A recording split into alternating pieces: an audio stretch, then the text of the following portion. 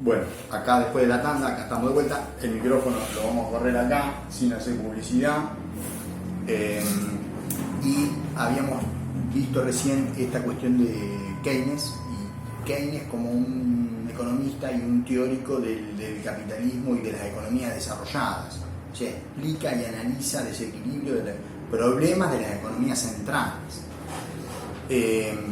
Y a esta altura uno tiene que decir, en 1936, 1940, que el mundo un poco ya se vislumbraba claramente que había economías centrales y economía periférica. Había países desarrollados, países subdesarrollados. Entonces, para 1950, para 1949, 1950, va a aparecer un grupo de economistas agrupados en la CEPAL, la Comisión Económica para América Latina, en la Independiente de Naciones Unidas, que se van a poner a estudiar la problemática de los países que a la postre serían llamados países subdesarrollados. O sea que esta elaboración teórica del estructuralismo va a considerar que en el mundo hay países desarrollados y países subdesarrollados, países centrales y países periféricos. Que bueno, uno podría decir en términos descriptivos, desarrollados, subdesarrollados, en términos descriptivos, el país desarrollado es un país que tiene un alto PBI per cápita, que tiene un grado de industrialización muy importante, que tiene un grado de calificación de su mano de obra también muy importante, que tiene un manejo, generación y manejo de la tecnología también muy importante, que tiene bajas diferencias en la distribución de la riqueza, tanto socialmente como regionalmente. Esas serían algunas de las características que describen un país desarrollado. Por lo tanto, y los países subdesarrollados, bueno, lo contrario, PBI per cápita bajo, poca industria, países que tienen muy poca industrialización, que tienen muy poca proporción de trabajadores calificados, que no generan ni manejan, que no generan tecnología básicamente, y la que manejan es importada, que tienen regiones muy atrasadas y muy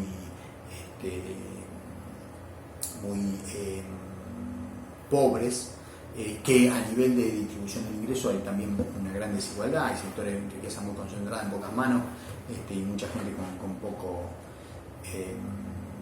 poco ingreso, que tienen un aparato productivo heterogéneo, o sea, hay empresas que por ahí están insertas en el mundo porque exportan banana y entonces se produce con tecnología moderna, porque en realidad ahí lo que ocurrió es que llegó una inversión extranjera para producir y aprovechar esa ventaja natural de esa economía, y otras actividades productivas menos avanzada, con menos productividad o atrasada o cuentapropismo, o sea, un poco lo que después más adelante vamos a ver, conocemos como heterogeneidad estructural, un aparato productivo heterogéneo.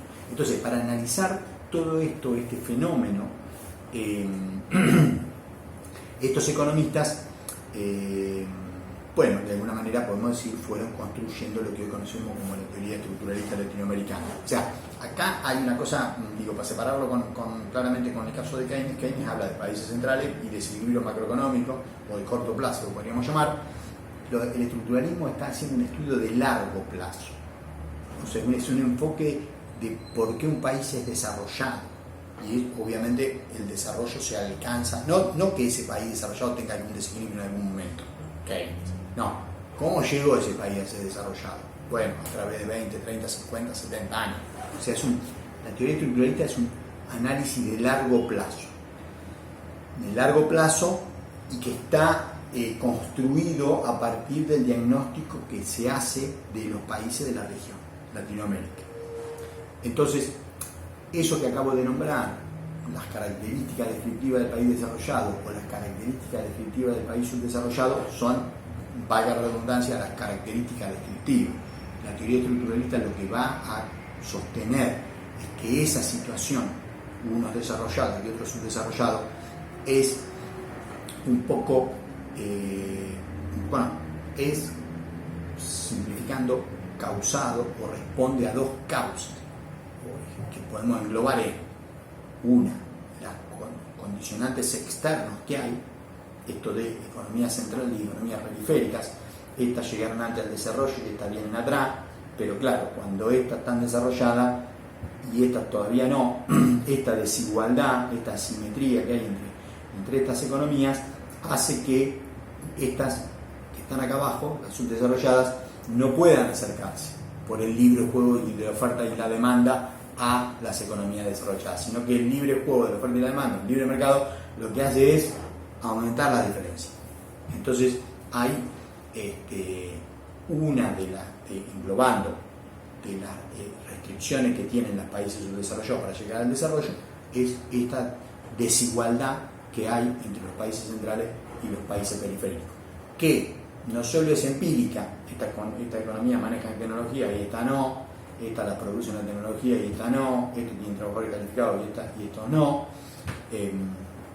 sino que además, a partir de 1944 se firman los acuerdos de Bretton Woods, que son los acuerdos que van a establecer cómo va a funcionar el capitalismo y los entes reguladores del capitalismo de ese momento en adelante, sino que estos entes, estas instituciones que se crean en ese momento, lo que hoy se llama la Organización Mundial de Comercio, el Fondo Monetario Internacional, el Banco Mundial, el Sistema Monetario Internacional, todas esas instituciones que se crean en 1944 en realidad representan o son elaboradas y consideradas a partir de los intereses de los países centrales. O sea que no solo hay una desventaja empírica entre los países centrales y los países subdesarrollados, sino que además está escrito que no se puede proteger, que o sea, todas o muchas de las medidas que los países centrales adoptaron para llevar adelante y alcanzar el desarrollo, ahora son mal vistas en esas instituciones, o sea que no solo los países subdesarrollados tienen una barrera que es la desigualdad, sino que además está escrito que si se ponen a hacer algo capaz que no corresponde porque no está prohibido en el Acuerdo Mundial de Comercio, que como digo, todas estas instituciones se elaboraron pensando en los países centrales. Entonces acá para esto hay un libro muy interesante de un coreano, Chan, que se llama Retirar la escalera. O sea, se llama Retirar la escalera porque el tipo, un libraco, que explica de todo, está en todos los casos, todos los países, explica todo lo que hicieron los países centrales para ser desarrollados. ¿Y qué dice? Que lo hicieron y ahora retiraron la escalera. La escalera que a ellos le permitió llegar al desarrollo, ahora la levantaron y dicen, no, todas estas son tan mal, estas políticas, no se pueden aplicar, no hay que aplicarlas porque son contraproducentes. Bueno, y después, o sea, acá tenemos un paquete de restricciones englobadas en la cuestión externa, centro-periférico, asimetría y además escrito. Y después está la otra tipo de restricciones que en la economía subdesarrollada tienen barreras internas que impiden que el país se cambie su estructura productiva y se desarrolle. O sea, son economías que están basadas fundamentalmente en la explotación de recursos primarios y la riqueza que se genera se reinvierte en continuar profundizando ese perfil productivo, lo primario exportador. O sea, son economías que producen madera, café, estamos hablando de 1950 o de 1950 para atrás. Estos tipos de estructuralistas estaban ahí estudiando y miraban lo que había pasado en los últimos 50 años, 100 años para atrás. ¿Qué es la característica productiva de los países latinoamericanos? Que producían café, producían banana, producían frutas, producían minerales, toda la cuenca, no es una cuenca, en los países andinos, estos que estaban un poquito de este otro lado acá, en Brasil, Argentina, Uruguay, primario, alimenticio, estos acá, café, petróleo, bueno, primarios, para abastecer a quién, a la revolución industrial, que donde estaba ocurriendo, recordemos las dos primeras clases, en Inglaterra básicamente, y después en algunos otros países más, Japón, siglo XIX, en 1800 Inglaterra, Francia, y después más adelante, 1900, en Alemania, en Estados Unidos y en Japón. Entonces, estos países subdesarrollados, perfil primario exportador, y todo el excedente o la riqueza que generan se reinvierte en reafirmar ese perfil primario exportador. Y lo que considera la teoría estructuralista es que justamente para poder transformar ese aparato productivo, lo que hay que hacer es ver cómo se utiliza ese excedente que se genera e invertirlo en producir bienes más complejos, o sea, los bienes que producen. Hoy, ¿cuál sería el ejemplo bien complejo? Este que está acá, que vale 5 millones de dólares la tonelada. Entonces, esquemáticamente, el país produce soja, primario exportador, 200 dólares la tonelada hoy, 600 dólares en el mejor momento, va en el barco a China y ahí se lo entra a transformar. ¿En qué? ¿Qué se hace con la soja? Se la transforma en celulares. No. Sí. La soja se transforma en alimento balanceado, el alimento balanceado se transforma en carne de cerdo y la carne de cerdo se transforma en cerebro del ingeniero chino que diseña el celular, cerebro del ingeniero chino que desarrolla la máquina para producir celulares. Y en todo la pirámide productiva que hay abajo de un bien complejo así, ¿no? ¿Qué hace China? China compra energía. ¿Qué compra en el mundo China? Energía para hacer andar la fábrica, minerales para hacer los chirimbolos esto, y alimentos para dar de comer a los trabajadores que van a fabricar esto. Y eso es una pirámide. Entonces, hay empresas que fabrican máquinas para fabricar el celular. Hay empresas que fabrican insumos para fabricar el celular. Y bueno, después todo eso termina fabricando todo un continuo proceso de generación y de agregación de valor. Entonces entró una tonelada de soja, una tonelada de energía y una tonelada de litio, y que valen 200 dólares la tonelada, 1000 dólares la tonelada, 6000 dólares la tonelada, 10.000 dólares la tonelada si quieren comer un bife de chorizo premium producido en la Pampa Argentina, y lo transforman. El gerente de la empresa china come el bife premium, el chorizo premium de la Argentina, y entre todos ellos y todos los trabajadores y todas las máquinas que utilizan producen el celular que vale 5 millones de dólares la tonelada. Entonces, un contenedor de acá, vamos a suponer que el barco es un contenedor, sale el barco con una tonelada de soja, o con una tonelada de bife chorizo, o con una tonelada de petróleo y una tonelada de minerales, que valen los precios que le dije más o menos. Allá se juntan todo en China, lo transforman, le agregan valor, y después llenan una tonelada de esto que vale 5 millones de dólares la tonelada y viene para acá.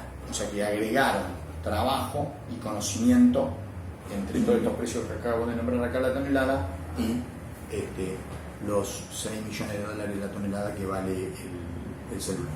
Entonces, cambiar el aparato productivo y transformar el aparato productivo para producir bienes complejos es difícil, es muy difícil. Requiere que la riqueza que el país genere, la Argentina, lo invierta en el desarrollo científico-tecnológico, para decir algo.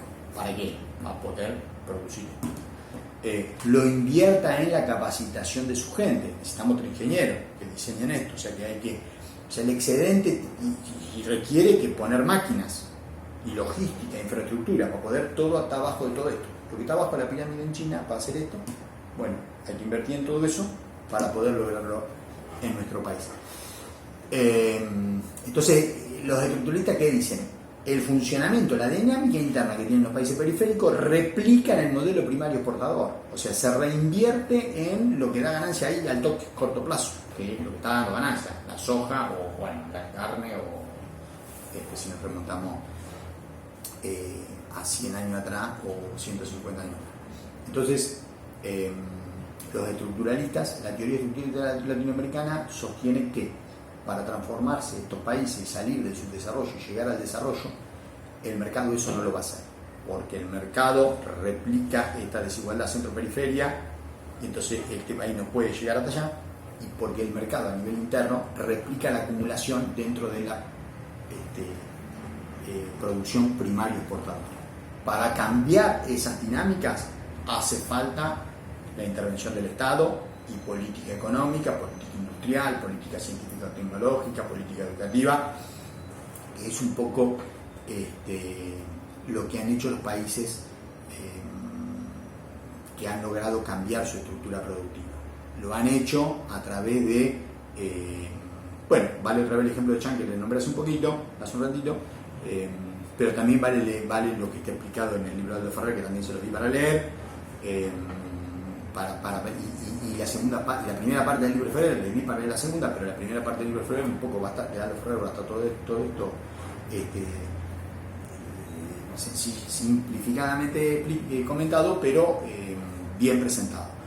Entonces, el curso de economía que le vamos a dar acá en la comisión 10, Introducción a la Economía, comisión 10, está sustentado en este enfoque, en la teoría estructuralista latinoamericana. Les vamos a explicar cómo funciona la economía de esta clase para adelante, si bien empezamos con el sistema económico, a través de un enfoque teórico.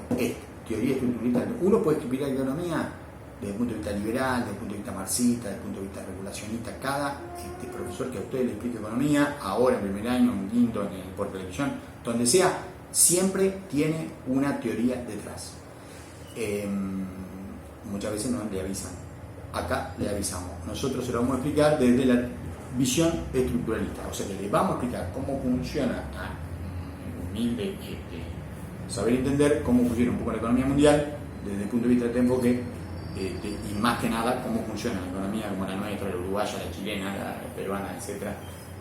También desde esta visión, desde la visión estructuralista.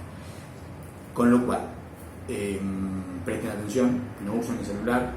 Sí, ahora sí lo tienen que usar porque me tienen que mirar. Bueno, para esta vez vale el celular. Presten atención, estudien, ya tienen toda la bibliografía, todo el material. La clase que viene el miércoles vamos a empezar con el sistema económico, o sea que tienen que leer el capítulo 3.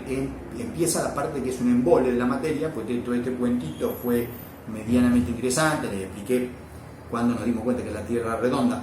Después, un poquito más adelante, ya sobre el final, vamos a explicar por qué hemos puesto el planeta así dibujado al derecho, no al revés como está en todos lados, pero eso al final del curso. Bueno, nada, optimismo y eviten todas las reuniones sociales a vivir y por haber, quédense en sus casas, esto es transitorio y aprovechen porque, escúchame, se la pasan estudiando 10 horas por día, como les dije en la primera clase, con 10, ahora pueden hacer 14 horas por día. 14 horas por día estudian, van al supermercado, a la farmacia, necesitan algo y después duermen. Nos vemos el miércoles.